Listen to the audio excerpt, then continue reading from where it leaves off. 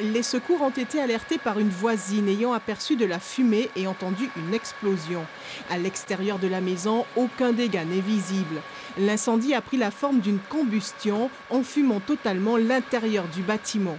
Les pompiers ont dû s'équiper pour pénétrer dans l'enceinte.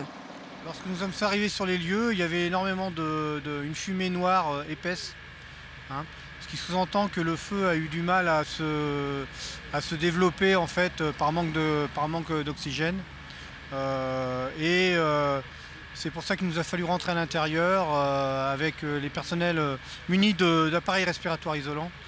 Et c'est là que malheureusement, au cours de la reconnaissance, nous avons découvert donc le corps de cette victime.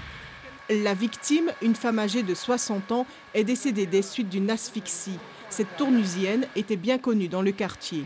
C'est quelqu'un de connu, son mari s'occupait d'elle comme d'un papa. C'est à la fois le mari et le papa, puisqu'elle avait un petit handicap. Et puis, c'est sûr que c'était quelqu'un de très intégré.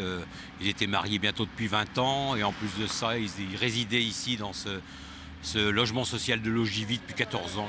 Le conjoint faisait des courses au moment des faits. Il devrait être pris en charge par la mairie pour une solution de relogement. L'enquête a été confiée à la brigade de recherche et aux techniciens en investigation criminelle de la gendarmerie de Mâcon afin de déterminer l'origine de ce drame.